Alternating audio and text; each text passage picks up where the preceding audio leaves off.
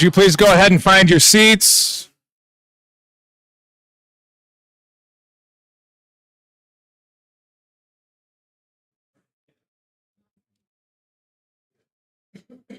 I'm sorry.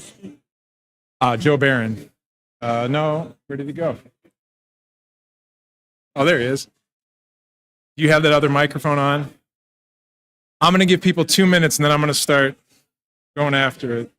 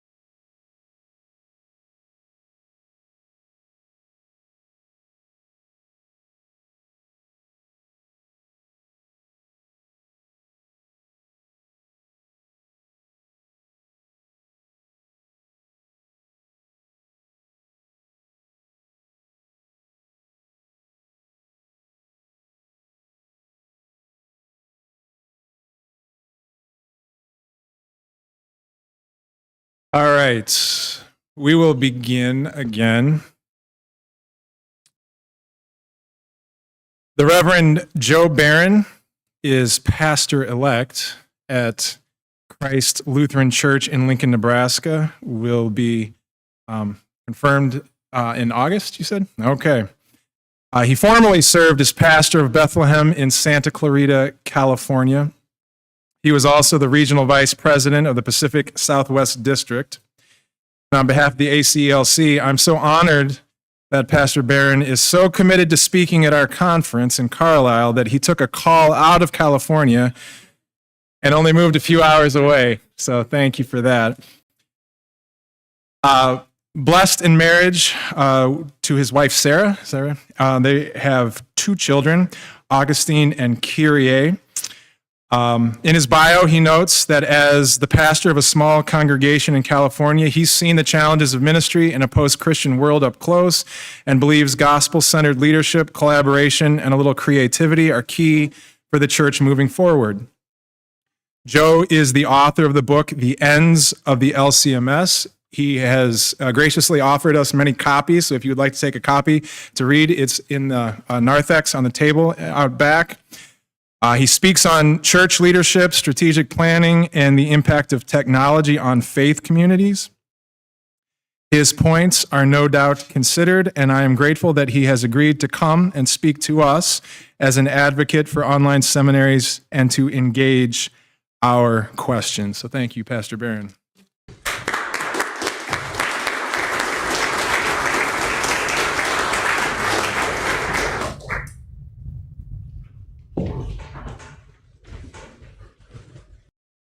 Well, I'm deeply honored and encouraged to be here today. I know this topic of pastoral formation is a deeply controversial one. It's why I'm not only honored and thankful, but I'm also a little bit nervous. I recognize I'm in a little bit of a minority in this room.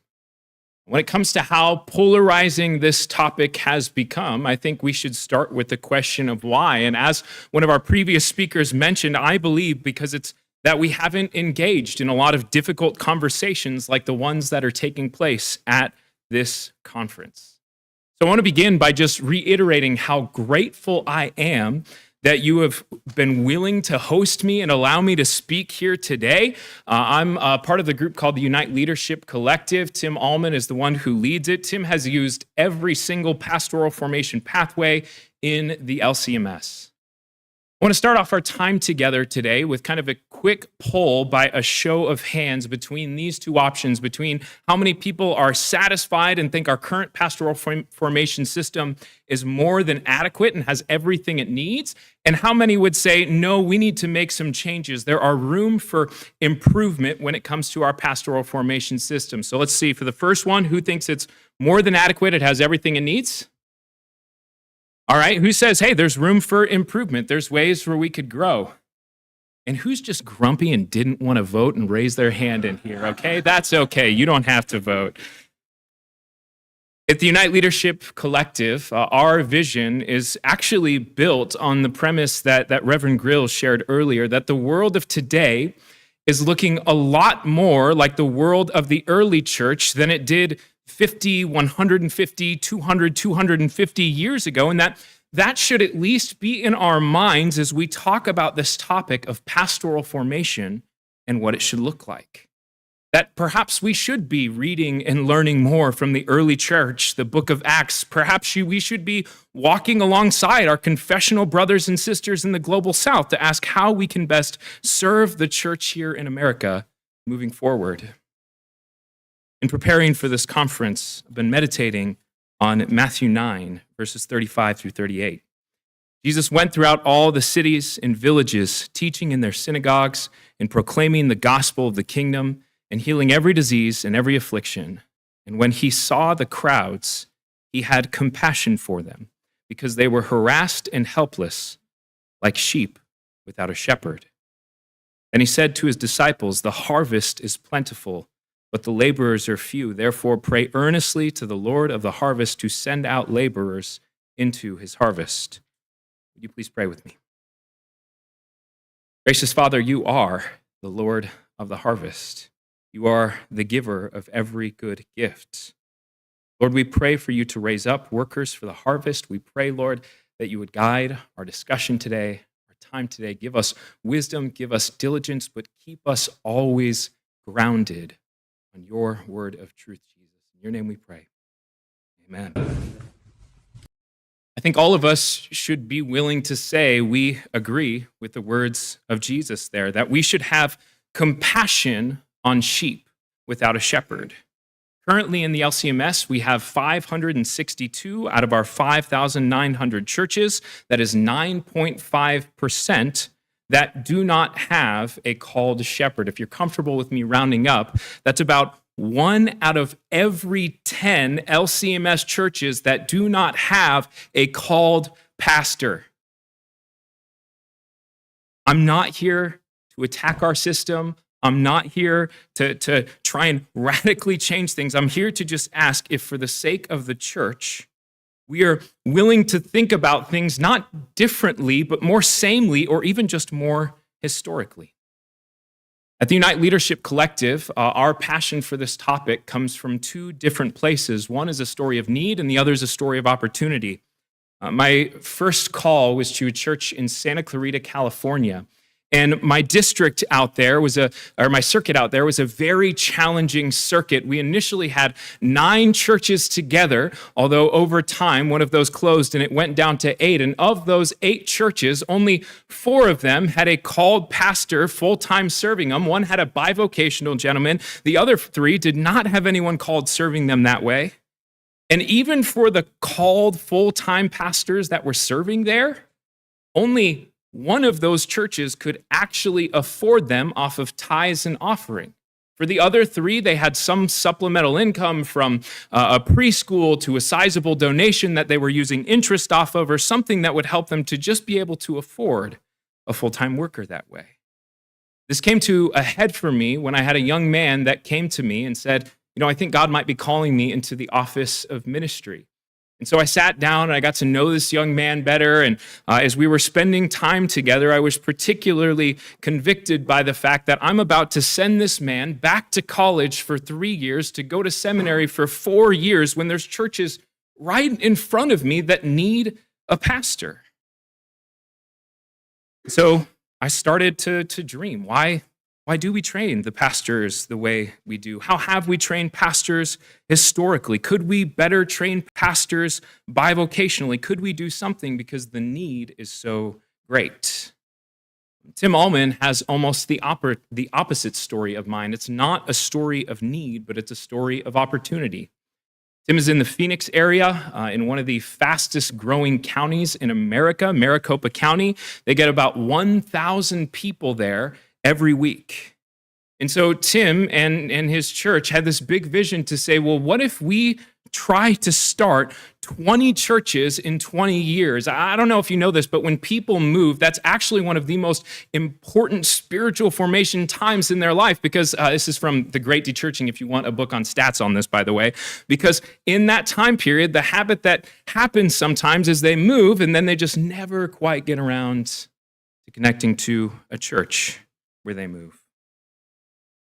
So Tim at this time was doing doctorate study research, and he was researching different ways of pastoral formation, and he came across a style of formation called competency-based education. If you read some of the work for the conference, you'll see some of the historic Lutheran understanding of this, and in that he also learned about the Kairos Seminary platform. If you don't know what Kairos is, initially it was a project started out of the Sioux Falls Seminary where they said, looking around at the landscape of pastoral formation in America, one of the things that America seemed to be strong at was the content in which pastors learn and grow. Having this educational style where you know the answers, where you have to make sure that you get your test results and your grades high. But one of the frustrations of that system is a frustration not of content, but of character and even of craft, as our previous speaker mentioned, right? Can they actually socially interact with people? Can they preach a good sermon? And do they have the character to be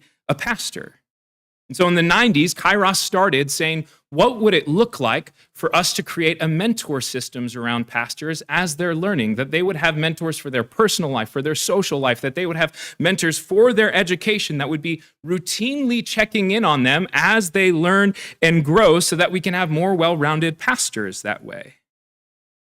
As Tim learned about this process, he sought out to say, what would it look like for me to start to have men that go through this formation style? Initially, he reached out to some seminary professors to see if they would join him, if maybe he could create like an LCMS pathway on Kairos, that platform, creating that mentor-based style that way, but he couldn't get support. They turned him down, and so he looked for the most confessional group he could find. He found the Luther House of Studies out of Canada and decided to partner with them, because as he was starting these churches, he wanted men that would be in leadership positions of these churches to know their confessions, to know their scriptures, to know them well, to make sure that these are men that don't only just know those things, but they have the character and the competencies to lead that way.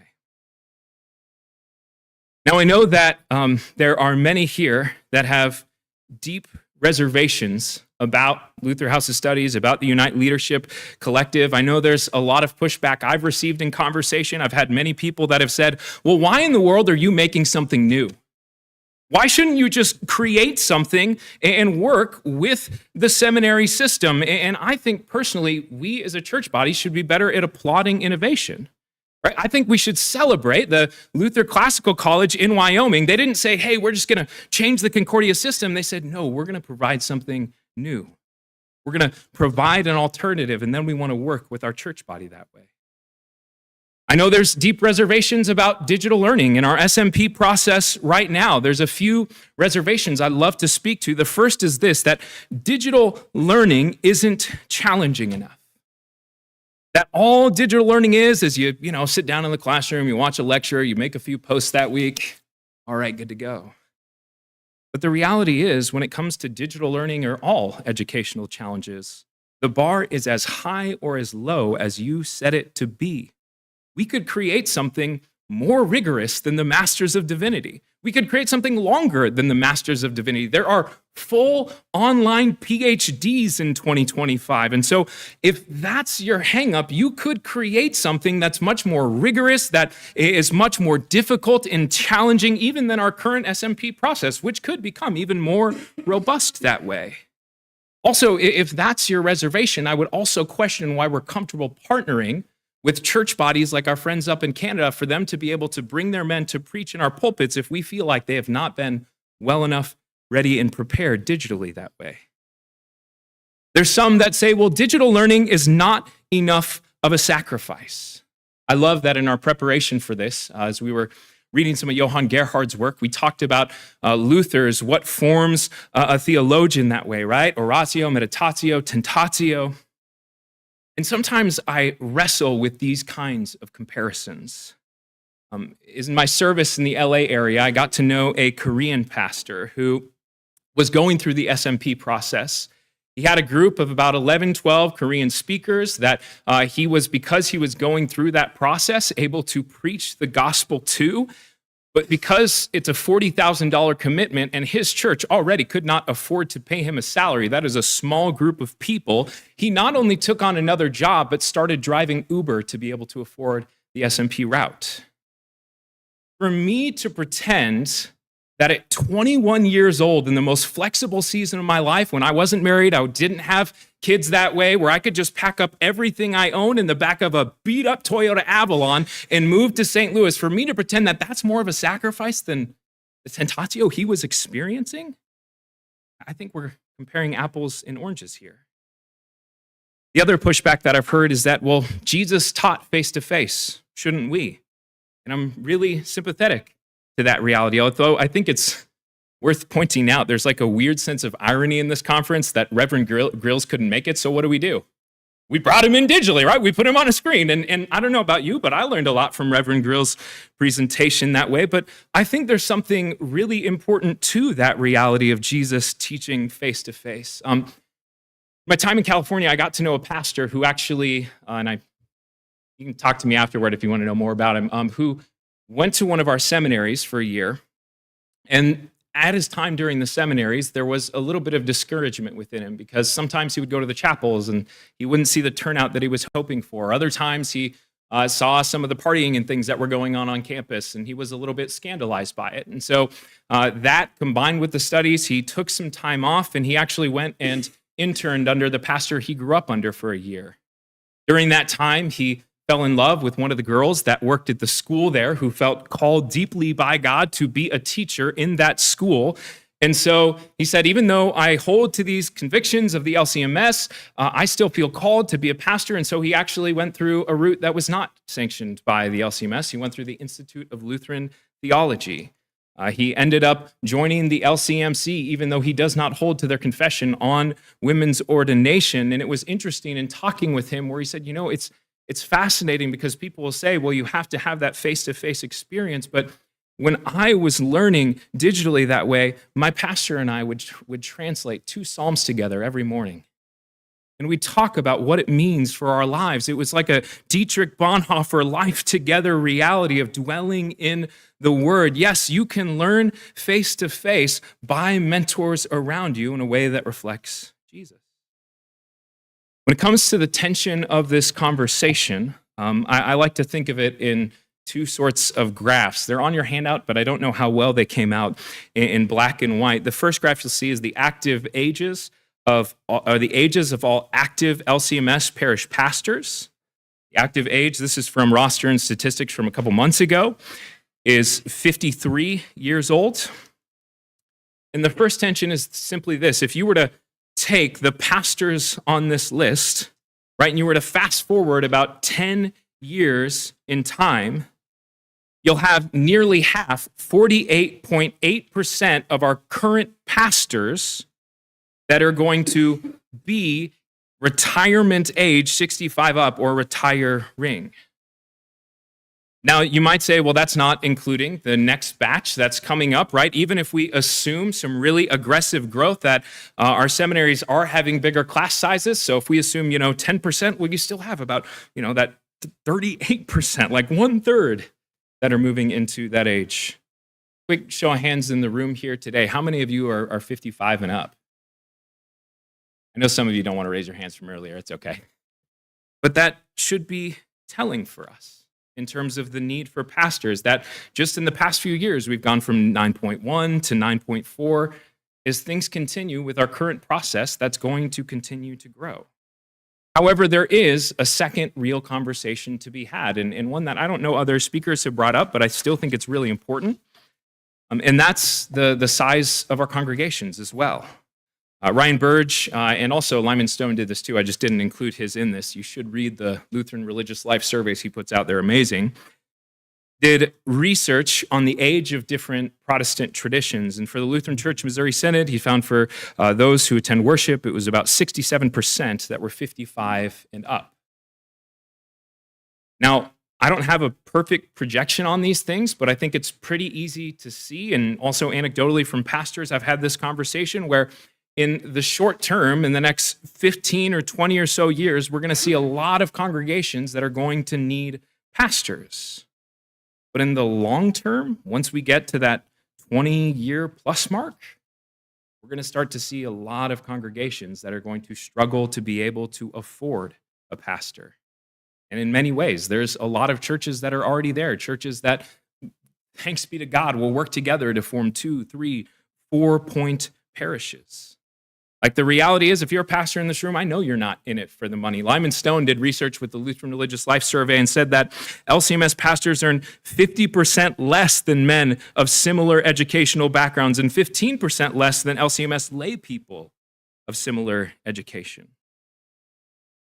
Now, at the Unite Leadership Collective, when it comes to this topic of pastoral formation, we think it's not just that we should, do trendy, happen in leadership terms or hipster terms or whatever. No, we should also look back and learn from ourselves historically. Like, this is not the first time that our church body has seen a shortage of pastors. Has anybody ever heard of the office of the Besucher before? No? Okay, cool. You guys are in for an awesome lesson. By the way, there's a QR code if you want to read some old church documents about these different offices that way. So the Besucher was formed at the beginning of our synod as things were starting to expand, where we said, okay, well, we need people to go start communities of faith. We need essentially church planners. So we're going to form this office that would be a pastor that would go out to places where people are speaking German, gather them together, and then start a church. But we ran into a big problem with the Besucher. First off, we already didn't really have enough pastors just to meet the needs as it is. And I'd say we still have this today when you still have 50 or 60 churches that are asking for the seminary for a pastor and aren't receiving one. And then the second was an important theological one when you think of the theology of the call. What does it mean that this man actually doesn't have a parish he's called to that way? And so in response of this, we actually later formed the office of the Colporteur. This was a layman who was tasked with distributing religious materials, books, goods across the frontiers, was in charge of gathering German people together with those books that would start devotional groups, would start studies together, and would actually even have times where he'd run through a service. He'd read through a pastor's sermon that way. The first was Gustav Fau. He was commissioned in 1852. But this speaks to the nature of who we are as a church body, where we've said, okay, we see this opportunity, we could do something here. Like, we used to be so much about finding these kinds of opportunities. We would send pastors to the docks so that when immigrant boats would unload, they would listen in for the German speakers, they would ask them where they were going, and they would point them to a pastor in a church that they could connect to that way.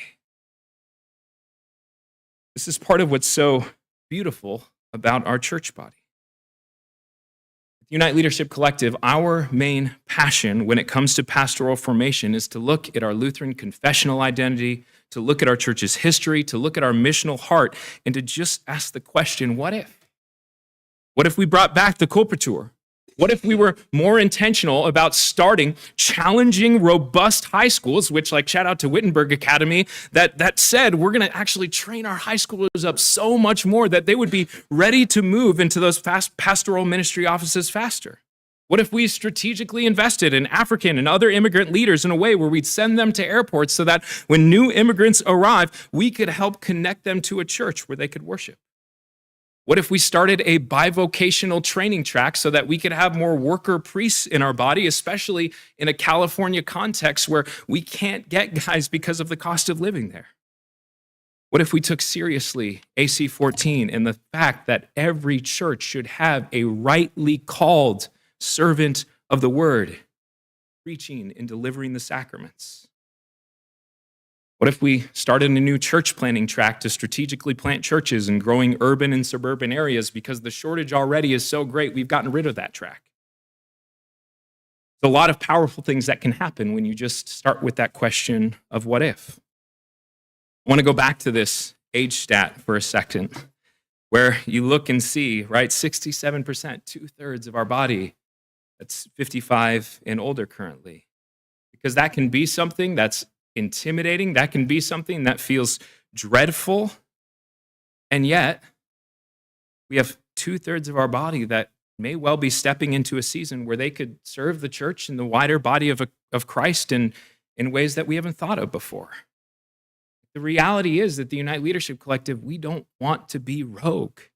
We just want to create something together so that every church can have a rightly called and ordained servant to give them the word, to preach, to give them the sacraments, and to raise men up so that we could start even more churches. We want an educational pathway that is deeply robust, that's not easy, that's challenging, that's affordable, but is also accessible, especially to men who would consider being worker priests. If you're here today and you're on the fence about these things, if you're here today, and even if you're not on the fence on these things, in closing, I just want to ask this simple question. And just so you know, I did intentionally write this to be very short because I want there to be good, healthy dialogue about this. And the question is simply this: what would it take to change your mind? What would it take to change your mind about pastoral formation to say, wow, we're going to learn from the early church? What would it take to change your mind about pastoral formation in terms of saying, yeah, there is a need? If it's not 1 in 10 churches, is it 2 in 10, 3 in 10? If half of our churches didn't have a pastor, would you ever consider changing your mind? I want to thank you again all so much for just allowing me to get up and speak today. I can't wait to just hear your perspectives, your stories. If you don't get time during the Q&A, seriously, find me at the I can't even say it, Gemütlichkeit. Not a German speaker, that's my wife. Because when we work together, when we have those hard conversations, it's incredible what God can do. Thank you.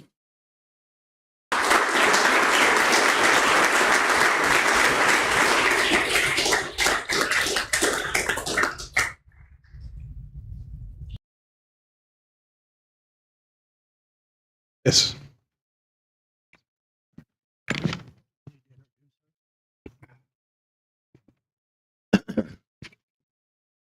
Thank you for being here, Pastor. A couple of comments about your comments. Number one, if the public school system in the United States of America would follow the Missouri Synod system of keeping schools open, they'd have a huge shortage of teachers as well.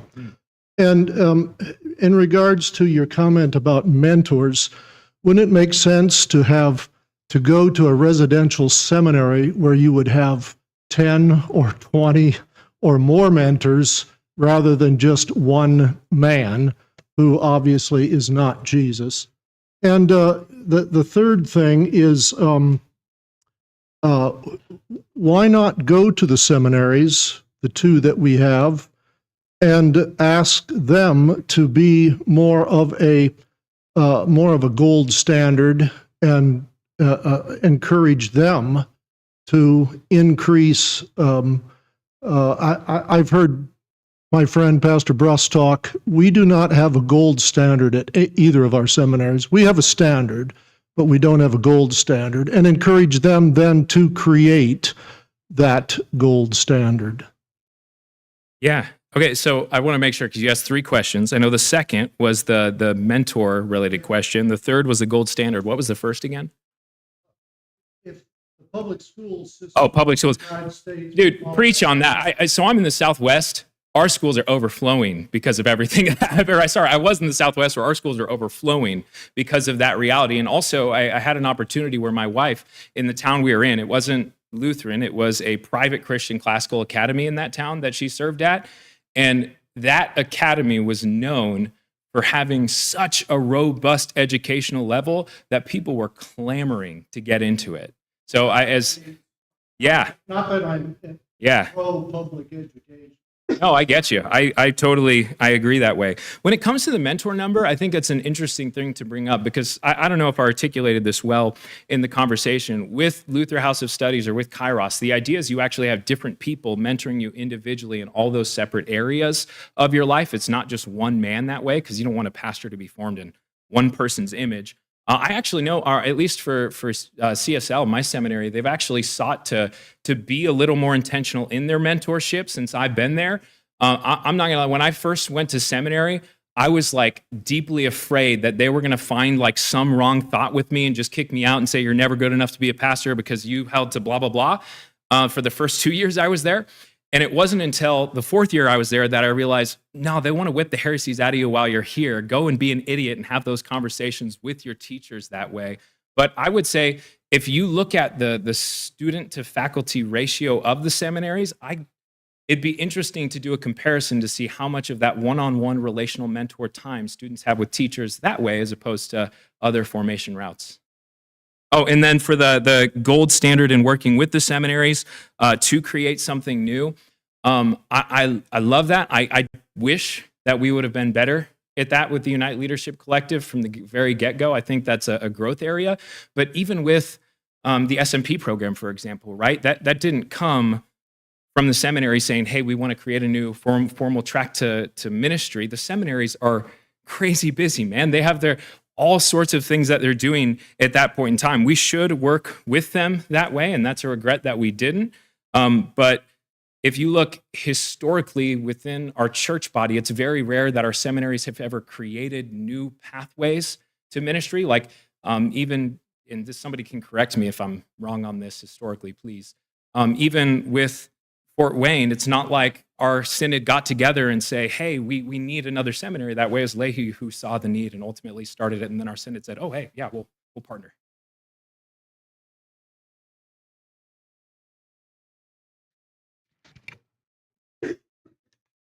Our previous talk, we heard about one of the problems that pastors face is too much time on their devices.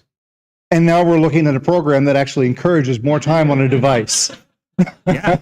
And how is that mentor over the screen going to say, you need to spend less time in front of a screen? No, thank you for pointing this out because I didn't articulate this well. The expectation is you have, other than your academic mentor, for those other mentors, they are face-to-face, in person, in your life.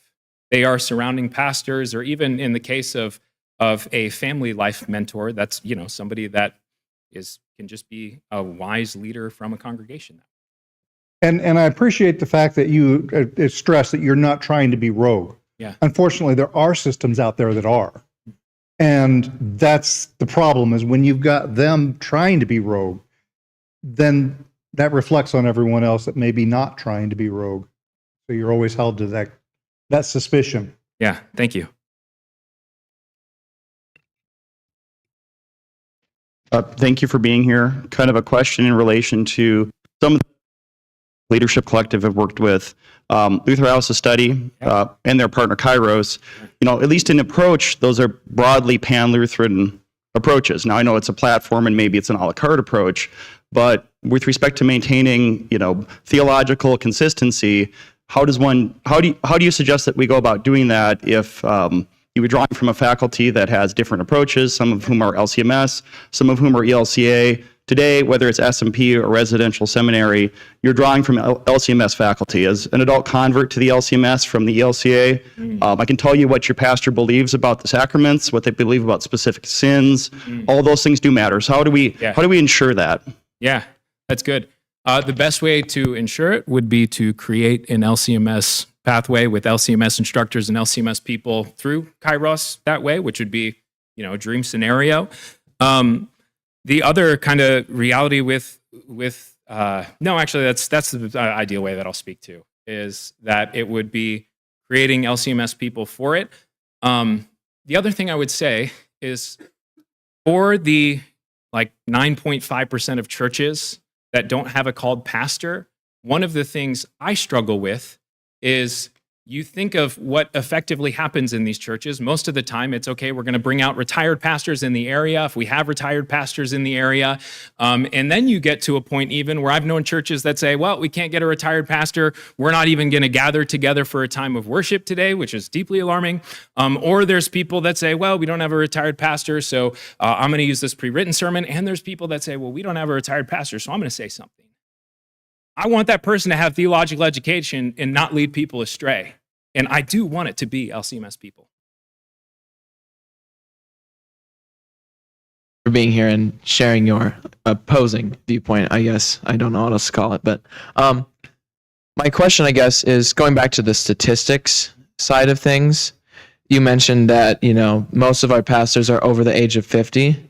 And I think my question is, if you were to do a cross section of like just LCMS members in general, would it not be much of the same thing? And wouldn't that minimize kind of the impact of this pastor shortage? I'm not saying that there won't be a pastor shortage, but could it possibly be like an overstated problem, I guess? Yeah, no, the way I think of it, and this is, I'd love for, I think Lyman Stone spells it out way more articulate than I would in his, Those Who Are Called to Teach is one of his more recent Lutheran religious life surveys.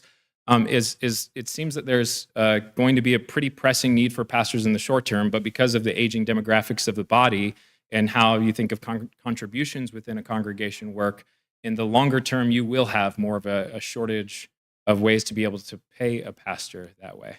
Yeah. Paul Schultz. I'm a circuit visitor pastor here in Iowa West. I came because my father didn't have a parish call for most of his ministry. He had a different type of call, which will be involved here. I've also had the opportunity to do a lot of work in Africa with some missionaries there, as well as I didn't attend an LCMS seminary, but I did attend an LCMS approved seminary. So I'm sort of caught in a weird situation as we're talking about Was this. it the Canadian seminary? It up north? was, Yeah. but still, I still had to get special permission to come and receive my first call back into the United States to the LCMS. Yeah. It seems like as you're presenting sort of what we want these non-residential, locally trained people who feel the call of the ministry, whatever that means, that what you have listed, what you want them to be doing or expecting them to be doing, doesn't actually fit as much with the Ephesians 4 office of pastor and teacher as much as it does with the very well-established, and this is going back to my father, who, except for 9 months of his ongoing ministry, which is now quite long, has had call documents that said evangelist. And same thing in Africa, which is why I brought it up. Yep. I have been in countless churches in Africa that are served by evangelists, and then when the residentially trained minister who has been approved and accredited by an international standard, which is required at a lot of, I don't know anything about the LCMS seminary we have over there, that's a different discussion. But we have an office that is scriptural for people who can share the gospel, but I have to say, I got a very wonderful philosophical education at Concordia St. Catherine's. I have used my philosophical education that took quite a long time of in-person arguing and wrestling with other people. I've used that as much to talk to and bring people into my churches. And that took quite a lot. I'm not naturally that type of a person, but it's been a tool in my toolbox.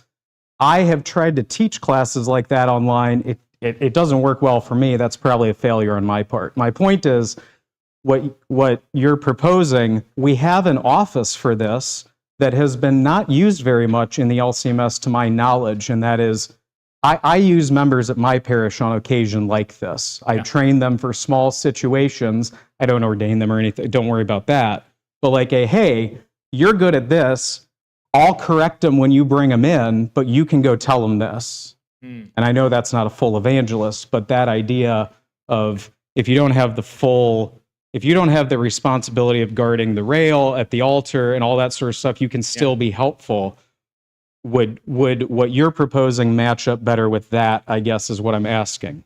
There's a section in the talk where I alluded to learning from our confessional brothers in the Global South, and I don't know enough about that model to fully articulate how well it would or wouldn't line up with the Lutheran Church Missouri Synod, or how comfortable we would or wouldn't be, but I think that's a real possibility. And I'd love to hear more about some of your dad's stories that way. So part of the challenge that I see from a district president perspective is that the situations are very different across the U.S. As one of the brothers just mentioned, their there probably do need to be some congregations that close, at least in our area. The situation on the coast, of course, is the distance, but the distance between congregations in Nebraska are, some can be large, but many of them are minimal as far as kind of pairing up. In California, Nevada, different areas, that distance is a whole lot different. So that's just one observation, is that I think for many of us in the Midwest, we don't have a picture of those challenges, where you can't do a triple parish and actually serve them in any kind of meaningful way. And certainly there can be no, kind of local pastor presence that I think is important. One of the other observations that I would have is to have 1 in 10 vacant congregations is not always a bad thing. Absolutely. Because when I started 10 years ago, we had far fewer vacancies, and it really inhibited the opportunity to help guys move around, where it was time, where it would be good for a guy to have a new challenge, a congregation have a new pastor. And so trying to move guys was much more of a challenge 10 years. I mean, that seems like a lifetime ago now. So I think that's, I don't know how you would speak to that, right? That would be one question, I guess. No, you're good. I appreciate both of those. There's a reason why in California we don't measure distance by distance. We measure it by time. We say this is how long it takes there, because someone could get in a car crash and you're going to get another hour on top of it. So you have to have that flex room. When I was a pastor in California, we never started any of our funerals on time ever, because inevitably people would be traveling from far away. There would be a car crash. We'd have to wait 20, 30 minutes. It's not that they crashed, but on the major road that they were taking. So I appreciate your recognition that way. For the 1 in 10 number, I think that's a really fair point, one I'm kind of sympathetic to. So back when I was in college, I studied business administration, not because I like business, but because I had a pastor who said, people hand you finance sheets and you actually need to be able to read them. And in economics, it's interesting. They have the idea of unemployment, which is you actually never want an unemployment rate of 0, because it locks everybody into where they're working. You need fluidity in the market. And so for most economists, they'll put peak unemployment rates at somewhere from 2 to 4%. This is, and you can read, I use this comparison a little bit in the book. But when you look at economic unemployment rates where you start to get to 9 or 10%, okay, you're hitting recession point there, where it might be easier for the person who's trying to place somebody into a new job, but for the wider market, there's some problems going on. So the last question I would have is, cost notwithstanding, in terms of SMP program. Yeah. Are there any statistics, at least in my experience, and again, limited experience, but I don't know that we have a lot of guys who would move to an online program, even if since we have SMP, with its mentoring, local setting, all those kinds of things. Are there any statistics? How many potential candidates are we actually losing? I mean, and that's hard to say. Yeah, that's so who anecdotal. didn't die today? But and especially the reason why, and I tried to tell this in the story at the beginning a little bit, why for Tim's passion around it is he would say, there's a bunch, because we should be trying to start new churches and new ministries. He's on fire. He's we need 400 pastors because we need to start a bazillion churches in the Phoenix area. You listen to him go sometime. He is huge on that idea. I honestly don't know that there's been research done on how many people would say, yeah, I'd consider being a worker priest or a bivocational priest, but the cost and everything else is, it'd be good to do. Recognizing up front there are exceptions, specific contexts. We have the SMP that was meant to address that. Whether that's been followed according to the rules in every place is a question. But and hypothetically, what's that? Yeah. will be like supporting immigration, which is a great thing, versus illegal immigration. If it's abused, that's a problem. But and that hurts immigration, which we want. But anyways, so, and hypothetically, let's just say, because based on your talk, you mentioned costs, financial burdens, just hypothetically, Yeah. say all those things are covered. Yeah. Like everything from, the tuition, which already basically is, from what I understand, seminaries. SMP is $40,000 Okay, if you're going well, that route. But if yeah, you okay. physically move to the seminary, then Okay, tuition's covered. so all financials, and not only domestic, 50,000. to an extent, education, food, housing, everything covered. Yeah. Okay, those things are hypothetically not an issue. Then I guess I'm at, from what you presented, Yeah. which was very interesting on a digital learning model. I guess my question to you then is, if hypothetically all those things are covered, Yeah. do you personally think? Should we do Kairos if it's covered? Do you think that is a digital learning model is a better model Yeah. than a residential seminary model for pastoral education and formation? If so, I just am curious to know how you think it's better.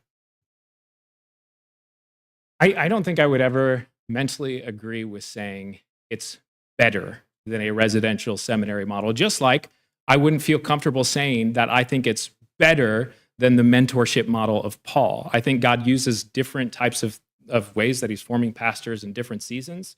I think our seminaries are beautiful, amazing. I wouldn't trade my seminary education for anything in the world. I wish that I would have learned at an earlier age that I can say stupid things to teachers and they'll correct me that way.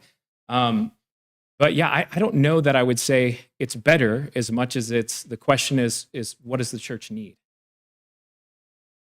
I mean, because that would get back to, if you're setting financials, Yeah. Putting aside a specific context for the Korean, different situation, the different standard, so I guess I'm just asking if the burden is more the costs and trying to alleviate those than it is trying to come up with alternatives because of those costs. So to paint Tim's another kind of situation from Tim again. So one of the reasons I'm close to Tim, I vicared under him for a year when I was in St. Louis. And one of the ministries that we started was in the neighboring suburb of Mesa called La Mesa. It was a time where we would have food and a meal with the working poor and homeless. And then afterward, we would have a worship service.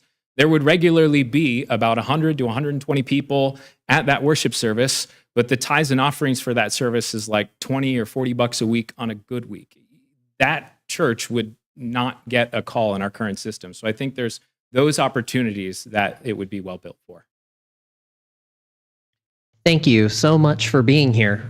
Personally, I think these sorts of conferences are always best when you have opposing views. It just makes it more interesting. So thank you for making it interesting for us. Thanks, man. I have a lot of questions and thoughts, but I'm just going to stick to one. And I don't know, maybe we'll have a chance to talk later. But I think for some people, a lot of the hesitancy to go kind of an online route was because of our experience with COVID. Yeah. It seems to me that, with COVID, a lot of things were shut down. And so suddenly, including our schools, and a lot of kids were suddenly, parents were told you have to do kind of the online education. You're not going to kid to in a classroom, and it hurt them. It hurt the kids. They just, in many different ways, that we look at, a lot of us look at that and go, wow, that was a disaster. That was a disaster. So I think that might be, at least for me and probably others, one of the things that makes us a little hesitant to, maybe consider this. So you've been sharing a lot of anecdote stories and so forth, which are helps us visualize. But I'm curious if there's been any studies done that either you on digital learning.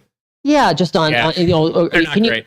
Well, just to kind of showing, maybe you Yeah. can speak to this. Like, why is it that with the kids, digital learning just didn't work for them, was bad, but here's evidence that it would work in this scenario with these adults becoming pastors. Yeah. I'd love to have some more information on that. I can speak a little bit to that. So yeah, there are studies, and I think a number of them come out from COVID years, where it's like digital learning, when you're just sitting watching a Zoom call with the teacher, it's not good. It's not as good as being there in person that way. But I would also caution us in saying, okay, that means we have to do residential, because at the same time right now, if we're learning that one of the better learning models that's coming out in America right now is individual AI tutorship, I would never be comfortable saying we should have an individual AI tutorship model of pastoral formation. That would be insane.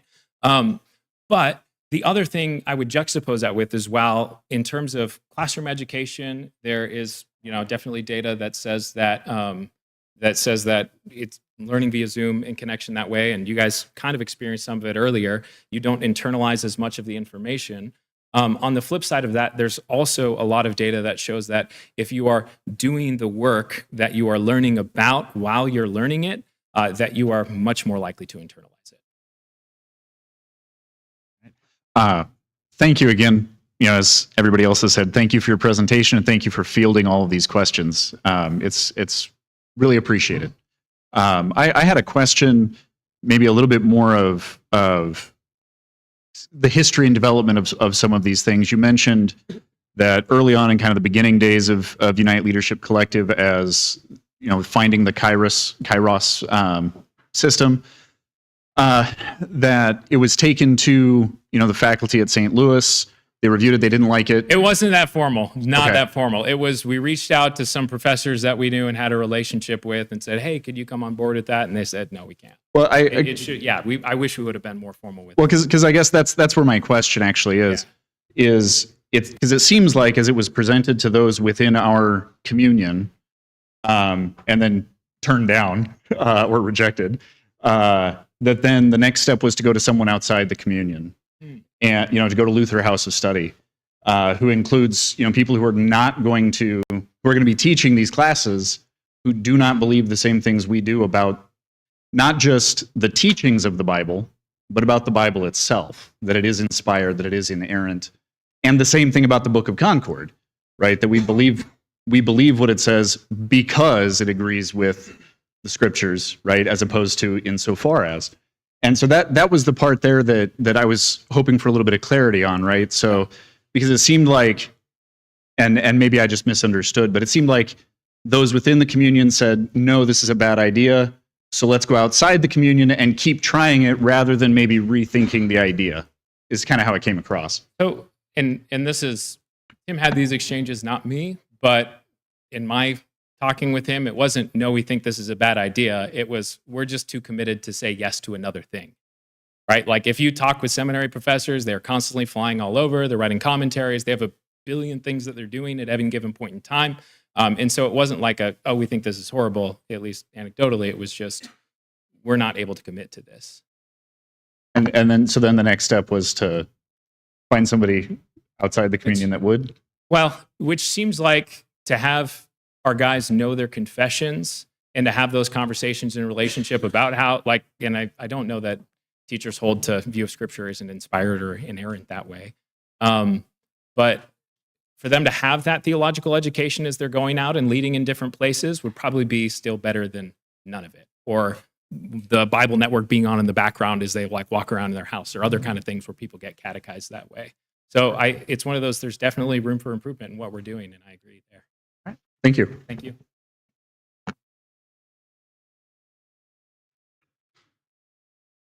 My comment, because it's not really a question, is somewhat outside the scope of the conference, but it's completely related. I served a dual parish in Montana, 50 miles between the parishes. So your comment about distances in the West. I currently serve in the Northwest District in Washington State. Yeah. The conversation always comes back around to, and you've said it several times, is the cost and whether congregations can support their pastors. You talked about the parish that, the tithes and offerings on a good week would be $40. Yeah.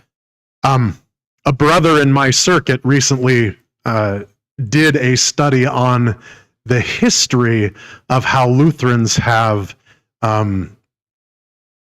paid for their pastors. Yeah. And the whole tithes and offerings thing is brand new. Mm. We never used to, rely on the offerings of the people to support the ongoing work of the church. The offerings of the people were alms to give to the poor. And it's varied differently throughout the history on what sorts of streams of income a parish might have. But this whole conversation about, how do we pay for pastors?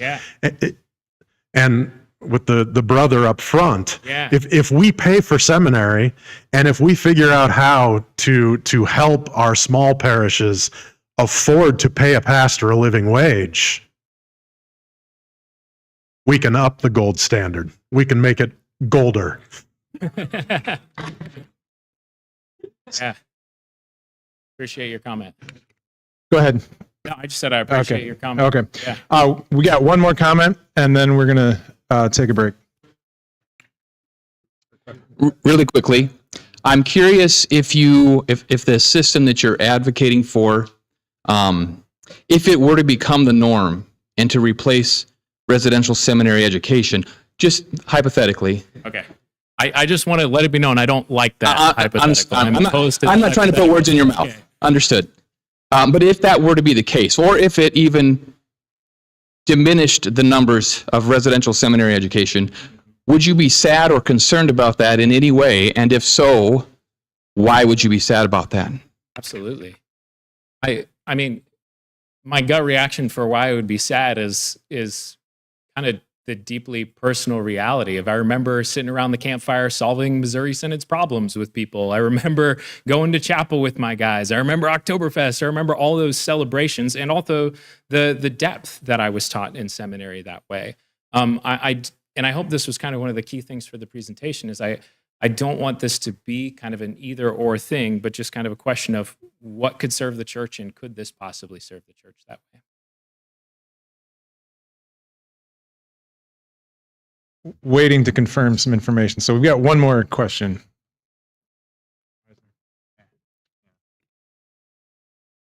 So when there's an issue that isn't glaringly clear to the whole body, such as this seems to be, I know we tend to have our opinions. So there's sort of an impasse, and there's this new thing called electronic technology, AI, et cetera, and this is just where we are. This isn't new to the church in history. Just in my daily Bible reading, I've been in Kings lately, and there you see Elijah is kind of like a lone wolf. He's out there, and but there are other prophets, Obadiah, with the sons of the prophets, and they're in the cave, and here but the times aren't good for Israel, and so but those prophets are together, and they're dealing with this. What are they doing in that time when they're together? Well, they're having theological discussion, I'm sure. And why are they, close together at that? Well, because there's some depth and we're working through these issues. How can we minister to the punctiliar issue that we're at an impasse of, that God's word, it's there. We know that the Lord is there. And so how is this best discovered? How, what we should address, Elijah seems to know. Elijah has had, the Lord has revealed especially to him what needs to be revealed. And this is a new time in history in terms of technology and all the aspects that it affects the human person.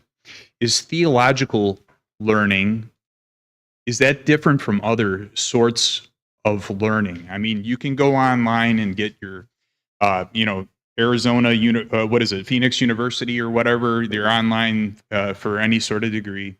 And yeah, we can have the same information. It'll be out there, as we all well know. But is theological learning, is catechesis, is that different from the other sort of head learning or what we can gain, with a Zoom conversation? Yeah. Okay.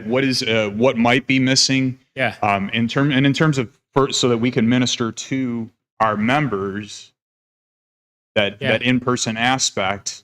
I mean, that's going. I know you're doing that. Any any pastor is doing that. But the depth that is gained by being in that proximity, where pastors are being ministered to among themselves regularly in great depth. It's part of why we have a physical conference. We have physical conferences. This wouldn't work if we were all at a great Zoom meeting. Those are some things I want to throw out for consideration. One of the things I love about this conference, and it was spoken about in Pastor Grills's presentation a lot, and even if you did the readings on Johann Gerhardt's Pastoral Formation, is historically in the church, the big thing that is always there when it comes to pastoral formation, one of the biggest and most important things is the character of the individual. And the character of the individual is something that, if we were going to adopt this sort of a pathway, is something that, you can hide behind online. Right? Like the same way that you can use a web browser to access Wittenberg Academy, you could use Pornhub or all sorts of other evils that way. And so that even more says, how do we make sure that we're putting people around this man, if we were going to adopt this kind of a pathway, to make sure that they have the character of a pastor that way. And it was quick we'll do a quick pop quiz on who did the readings. How long was the average amount of time that men spent at Johann Gerhardt, or at the Pastoral Formation System from the reading? Anyone remember it? Oh no, 1.8 years. But to Grills' credit, and he really unpacked this, that was with a very, very different educational system than we have today, right? Very different. So anyway, thank you guys again so much for letting me speak here. Thank you for this time together. I really appreciate it, and I look forward to even more conversations to come. Thank you.